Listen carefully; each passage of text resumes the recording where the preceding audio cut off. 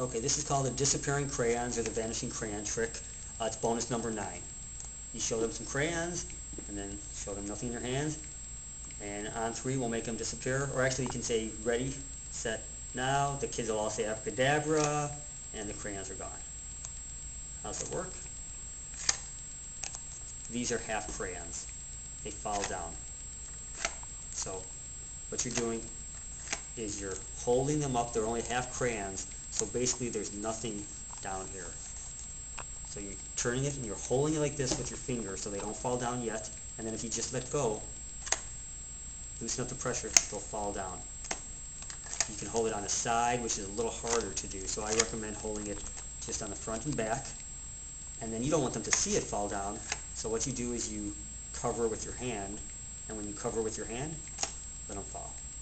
Now the thing you got to be careful about is you can hear them fall.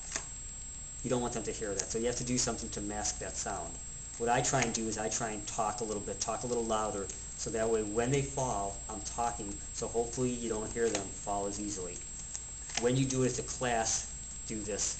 Tell the class that I have some crayons, and tell them when you say now, they'll say abracadabra, so the whole class will do that, and they'll be loud enough they won't hear them fall. So you'll say ready, set, now. You'll cover it up, ready, set, now. They'll all yell abracadabra, they won't hear that, and the crayons will have dropped.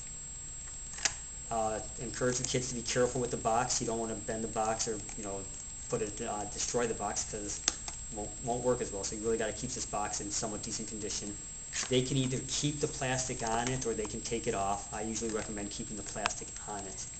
A little harder way if you want to do it with the kids, the older kids, you just want to time it. So rather than going like that, waiting a few seconds and letting it fall, you can try and time it so that right when your hand covers it, your hand goes up, covers it, so that it looks more like a fluid motion where it's going like that and then they disappear at the same time. I'm not sure if it's looking that way, but basically you're covering it. Right when your hand covers it, that's when you would let go. So on 3.